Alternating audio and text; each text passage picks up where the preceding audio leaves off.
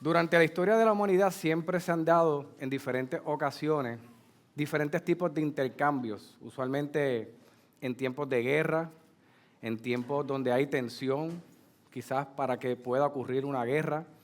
Y pudiéramos hoy hablar de muchos intercambios que se han dado y usualmente cambian una persona por otra y con eso se llega a ciertos acuerdos. Es bien interesante porque por lo menos en las películas uno ve y en ciertas situaciones cuando los terroristas tratan de negociar con Estados Unidos, con personas, pues ellos usualmente no lo hacen.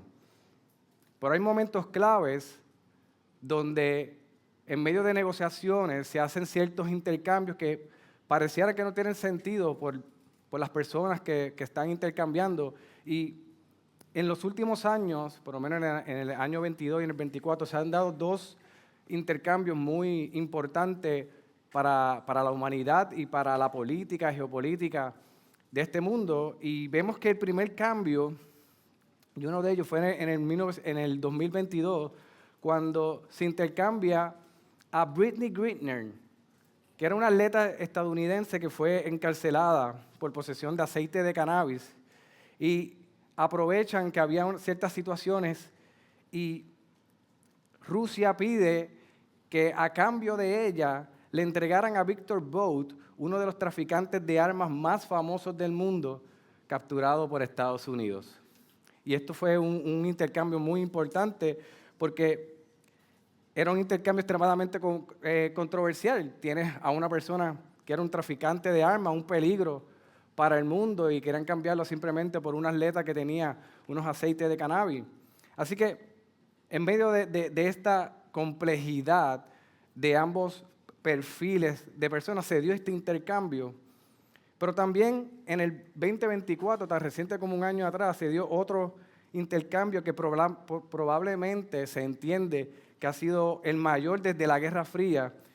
Y este se basa entre que el Occidente, hablando de Europa, recuperó a Evan Gershkovich, que es un apellido de allá en Orocovi y Adjunta. Y Rusia recuperó a Vadim Krakiskov. Entonces, lo interesante de este intercambio era que Evan era un periodista del Wall Street Journal, pero Vadim era un asesino condenado en Alemania y entre otros de las personas que pudieron intercambiar. Este intercambio fue bien importante porque involucró no tan solo a dos países, dice que se involucró varios países y mostró una enorme complejidad geopolítica en este intercambio y se entiende que cambió el tono diplomático entre Rusia y Europa. Y quizás ustedes ahora deben estar preguntándose qué le pasa a Pastor Joel, porque no está trayendo estas noticias, que a lo mejor la pueden leer ahí en el internet. ¿O qué tiene que ver esto con el pasaje de hoy? Pues, mis hermanos, tiene mucho que ver. Y es que hoy, mis hermanos, estaremos viendo el más grande de los intercambios. Han habido muchos intercambios en la historia, pero en el pasaje de hoy, el Señor nos va a mostrar uno de los intercambios más grandes y que marcó la humanidad no por una instancia, no por una generación, es un intercambio que cambió la humanidad para siempre. Hoy, mis hermanos, estaremos frente a lo que de primera instancia pareció el más injusto de los intercambios. Y a mi convicción personal, cuando me acerco al pasaje, estoy de acuerdo con que fue un intercambio injusto. Pero precisamente el que este intercambio fuera injusto lo hace más que cualquier otro intercambio, lo hace el más glorioso de todos los intercambios, el justo por los injustos. Y nos encontramos por finalizar, como hablamos de un principio, con el Evangelio según Mateo. Y Mateo ha venido de manera progresiva presentándonos su argumento principal, y es que nos quiere presentar a Jesús como aquel glorioso Rey, aquel glorioso Mesías. Aquel Rey y Mesías que había sido anunciado a través de todas las Escrituras como el gran libertador de su pueblo. Mateo viene entretejiendo poco a poco mientras va contando la vida de Jesús, Él va estableciendo, este hombre que yo estoy hablando, este hombre que se está presentando, este hombre que estuvo en medio de nosotros, este hombre era lo que los profetas, lo que la ley, lo que en un momento dado la Escritura había anunciado como parte del plan redentor y de rescate de la humanidad. Él es el Rey y el Mesías. Ahora ese Rey y Mesías se encontraba siendo acusado de manera injusta y con la intención no tan solo de ser acusado. La intención detrás de todo este plan de acusar a Jesús era poder sentenciarlo a muerte, era acabar con su vida. Y si pudiéramos dividir el pasaje de esta tarde en 3 partes, lo pudiéramos dividir de la siguiente manera. Del versículo 11 al 14 vamos a ver que el rey es injustamente acusado. Del 15 al 21 podemos ver que este rey es injustamente intercambiado. Y del 22 al 26 podemos ver que este rey es rechazado y sentenciado a muerte. En estos días estuve viendo una película que se llama Just Mercy. Y es una película de un abogado afroamericano que se graduó de Harvard y decide, en vez de aprovechar el diploma que tenía y de irse quizás a Nueva York, a una de las grandes ciudades para ejercer su profesión, él decide irse a Alabama para ejercer de manera sin fines de lucro su profesión, dado que en el sur había una polémica, había un problema racial en el cual muchas personas de color estaban siendo no tan solo apresadas, sino que estaban siendo condenadas a muerte. Y al parecer, algunos sí habían cometido ciertos delitos, pero había muchos que habían sido acusados injustamente. Y es bien interesante porque este abogado va allí y logra hablar y poder entrevistar a cada uno de los presos y pudo identificar a cuál de ellos podía atender. Y lo más interesante es que él se especifica o se especializa en uno porque se dio cuenta que estaba allí apresado injustamente y ya próximamente le iba a dar una fecha para ser llevado hacia la muerte. Y lo interesante de esto, y si algo vemos en esta película, es que ante las falsas acusaciones que estaban para este hombre allí presentadas, donde tanto la policía como diferentes líderes políticos se habían confabulado para crear y fabricar este caso, cuando él va allí y empieza a buscar información, no tan solo el preso, sino que toda la familia, toda la comunidad estaba dispuesta a levantar una defensa a favor de él. Todos estaban dispuestos a que de alguna manera u otra pudieran defender a este hombre que había sido acusado injustamente. Así que todos allí se levantaron. Tú ves dentro de la película que todo se trata de cómo levantar una voz de defensa para este hombre que era inocente. Y esto parece lógico. Si es inocente, si lo conocemos, sabemos que es algo que no está bien hecho, pues levantemos nuestra voz. Defendamos a ese hombre. Incluso cuando nosotros somos acusados de manera injustamente, a nosotros nos empieza, y más nosotros los boricuas, nos empieza como que a dar un quisquilleo. Y no queremos ni dejar hablar a la otra persona, lo que queremos es simplemente defendernos porque sabemos que somos inocentes. Pero en el pasaje de hoy, vemos a Jesús, el Hijo de Dios, acusado y siendo interrogado de manera injusta, y en vez de él presentar defensa, se mantiene callado.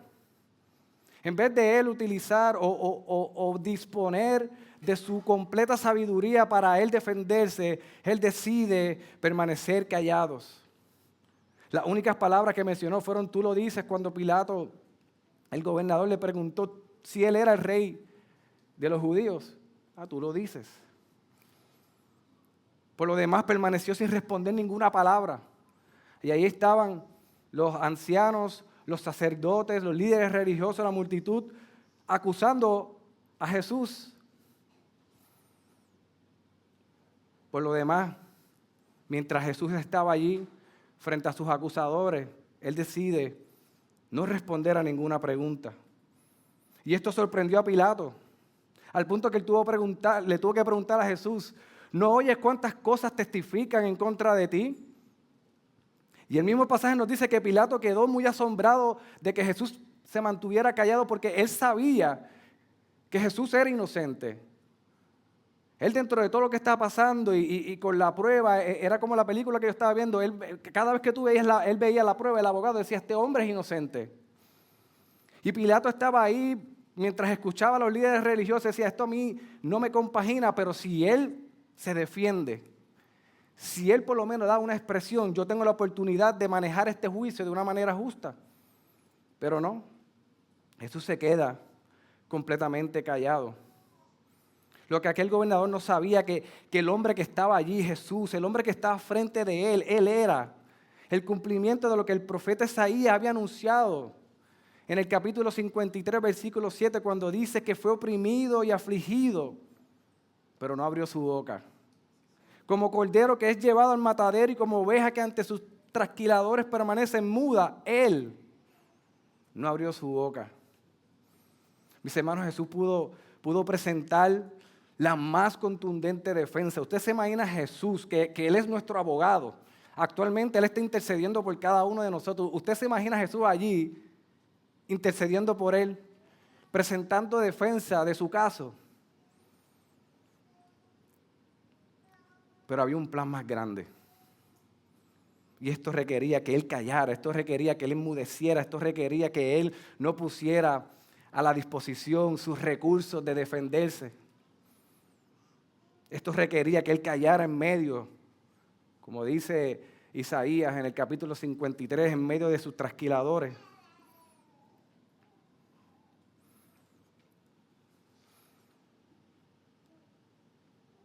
Y algo que sucede en casa, que uno tiene que tener mucho cuidado cuando lo hace, es que en momentos dados uno comienza a negociar con los hijos. Pero como uno como padre, tomando ventaja, ¿verdad?, de la situación, uno le da dos opciones. Y una, tú sabes que no la va a escoger. Y la otra es la que por lógica se supone que escoja. Por ejemplo, avanza y te visten o te quedas sin desayunar. Una de las dos, la que tú quieras. Y usted sabe qué sucede, ¿verdad? Avanzan, se visten y podemos salir. Porque eso es algo que no sé, pero en mi casa es un proyecto. Salir de casa es un proyecto. Yo hasta he competido. Yo digo, yo voy a dejar, cuando queden 10 minutos, ahí yo voy a empezar a vestirme. A que usted no sabe qué. A que usted no sabe qué. Gano. Termino primero y llevan 2 horas ahí.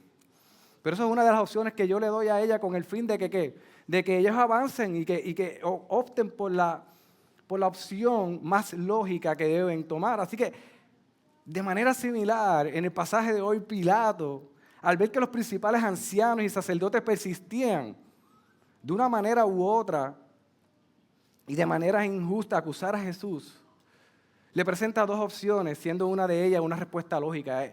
Pilato dice, yo voy a presentarle estas dos opciones y se supone que por lógica ellos escojan la que yo entiendo que deben escoger. Y se entiende, ¿verdad? Y el pasaje nos muestra que era una costumbre cuando se realizaban algunas fiestas, era costumbre de soltar un preso en cada una de estas fiestas, dice el versículo 16 al 18. Y tenían entonces un preso famoso llamado Barrabás, por lo cual cuando ellos se reunieron, Pilato les dijo, y aquí le da las dos opciones, ¿a quién quieren que le suelte? ¿A Barrabás o a Jesús llamado el Cristo? Y pareciera que para Pilato, cuando da estas dos opciones, era algo lógico que soltaran a Jesús.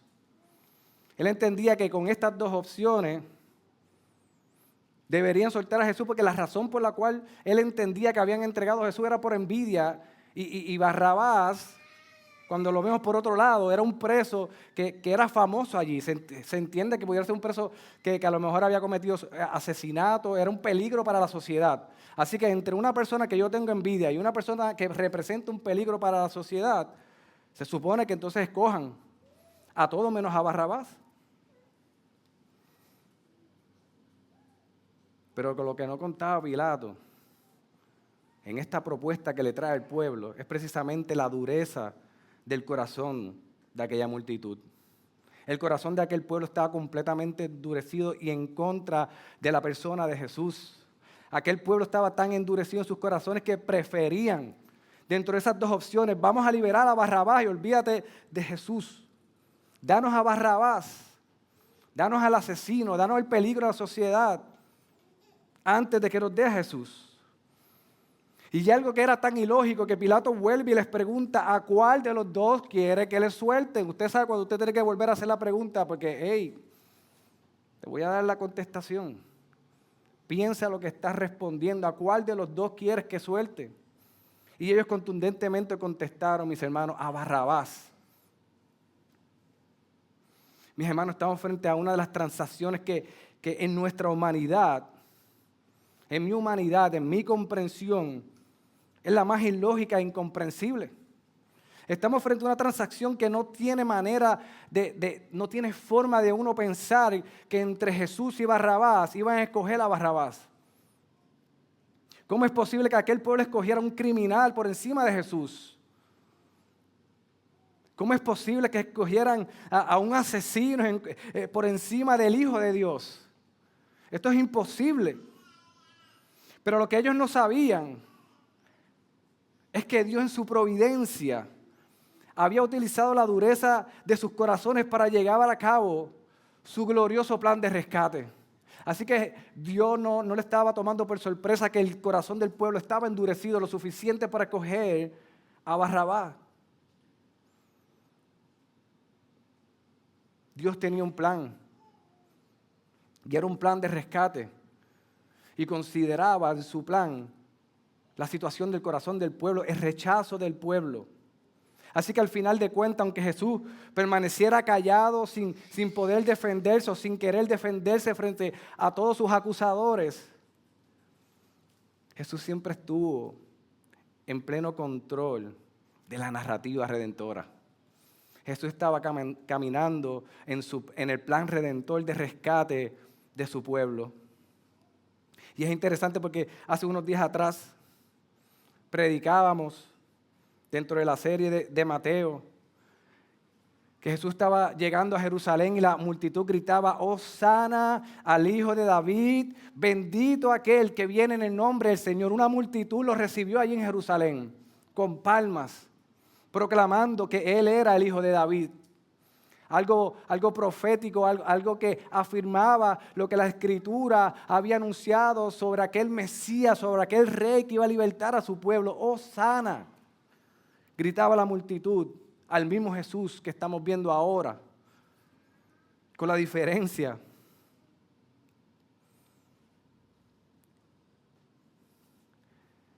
que cuando Pilato le pregunta al pueblo, ¿qué haremos entonces con Jesús, llamado el Cristo?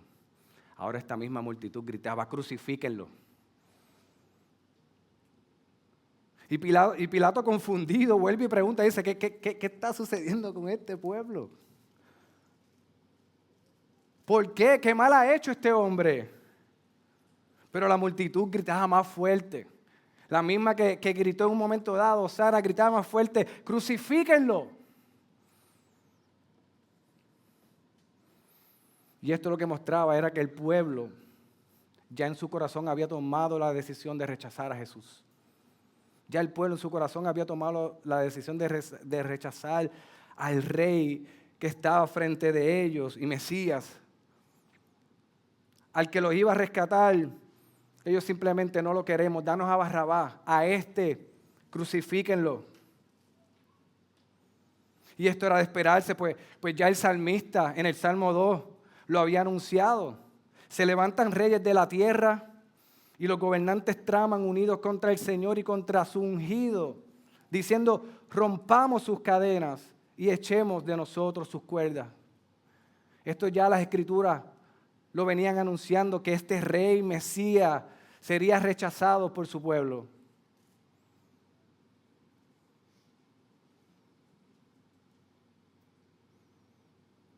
Esto era algo que ya había sido anunciado. Y era tan cruel este rechazo y era tan ilógico, mis hermanos, lo que estaba sucediendo, que Pilato dice: yo busco agua, yo me voy a limpiar las manos. Y dice que se lavó las manos frente a la multitud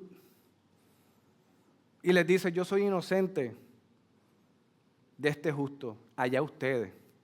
Usted nunca ha hecho esa expresión cuando, allá tú, ya yo te lo dije.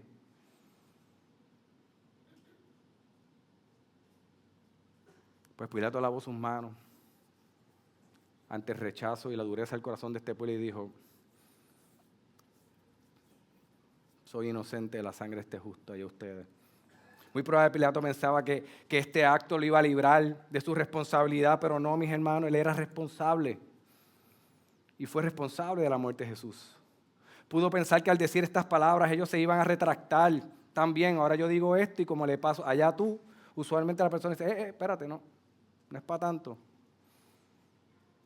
Pero nada que ver. Más allá ellos le contestaron: caiga su sangre sobre nosotros y sobre nuestros hijos. Y esta expresión es bien interesante, mis hermanos, porque hace unos instantes estos sacerdotes, cuando Judas le fue a devolver las monedas de plata, ellos dijeron: wow, espérate, esto no lo podemos llevar al templo porque esto tiene sangre. Y compraron un terreno.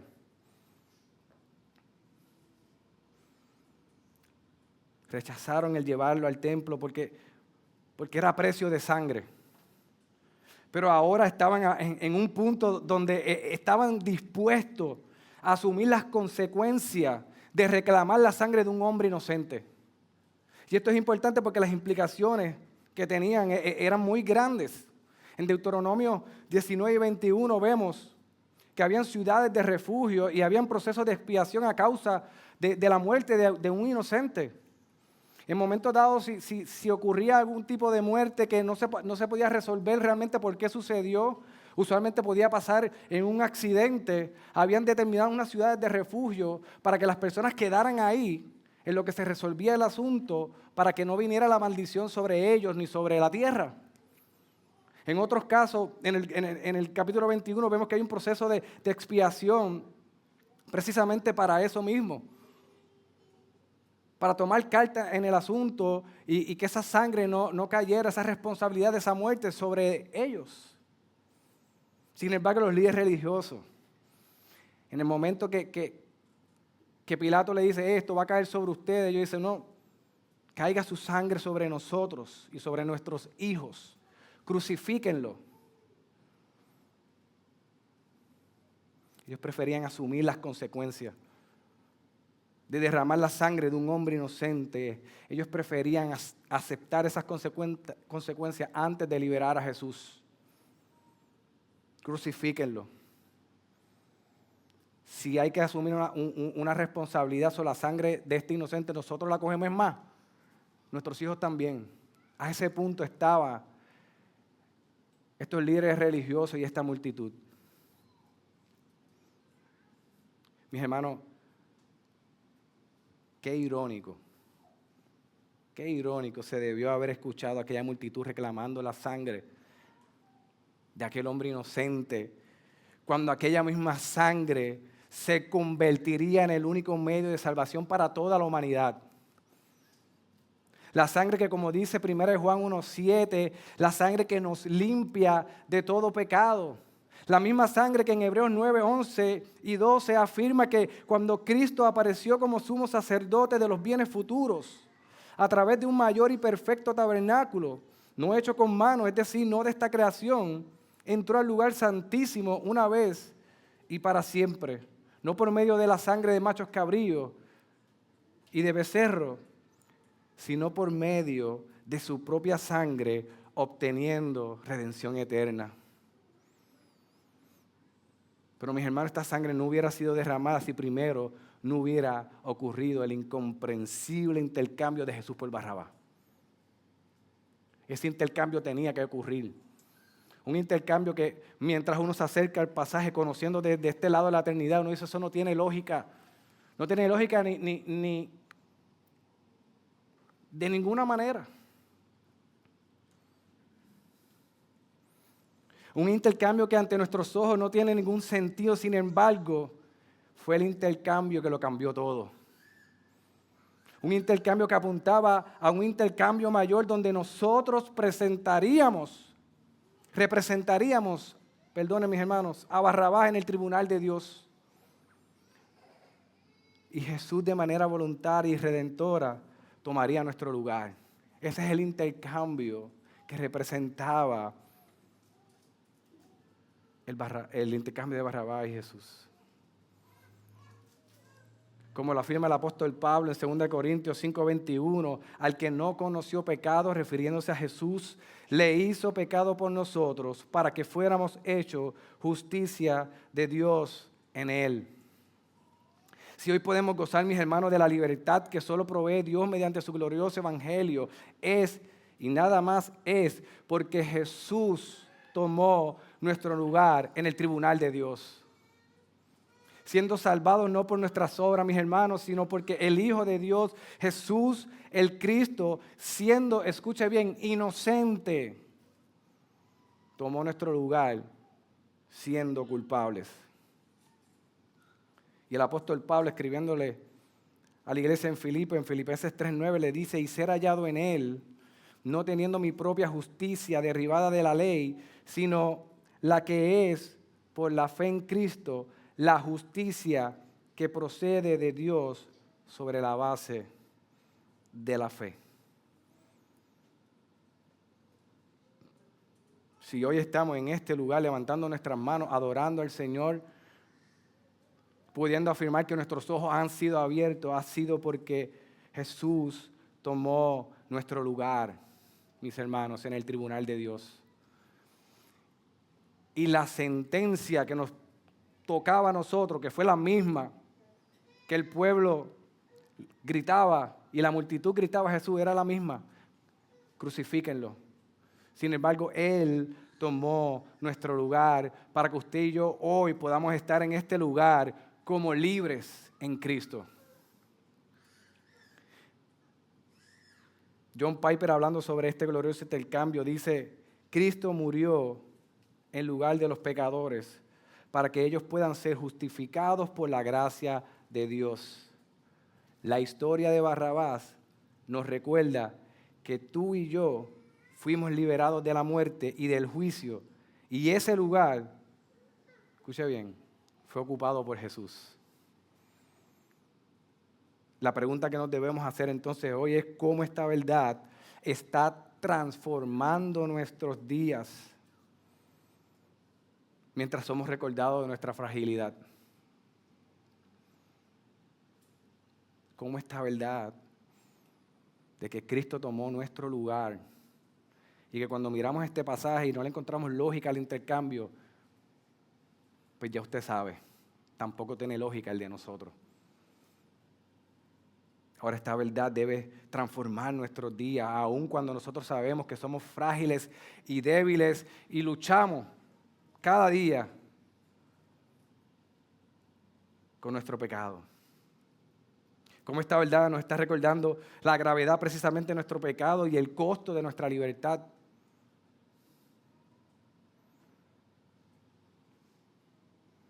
Mis hermanos, si hoy podemos gozar de una gloriosa libertad, es porque Jesús tomó nuestro lugar en el tribunal de Dios.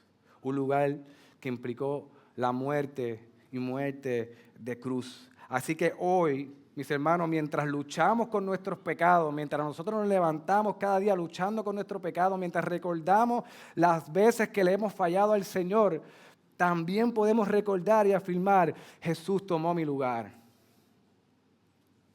Y que ese intercambio implica que hoy, mis hermanos, somos libres del poder del pecado. Y que por medio del Evangelio y de su Espíritu podemos vivir no para nuestra gloria, sino para su gloria y para la alabanza de Él.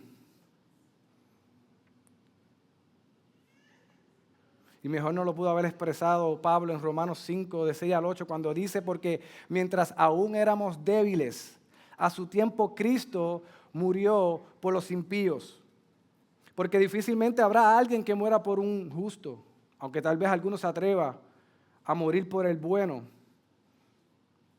Uno de mis pasajes favoritos: pero Dios demuestra su amor para con nosotros, en que aún siendo pecadores, Cristo murió por nosotros. Cristo murió por nosotros. No cuando nosotros nos santificamos, no cuando nosotros nos preparamos para recibir la gracia. No, es que Dios nos encontró en el peor momento de nuestras vidas, en el momento más oscuro de nuestra vida, y trajo luz. Yo recuerdo que en mis reflexiones, en mi tiempo reflexionando con mi vida y yo decía, Señor, ¿qué tú vas a hacer conmigo? Yo soy un pecador, yo no sé cómo encontrar el camino, Señor.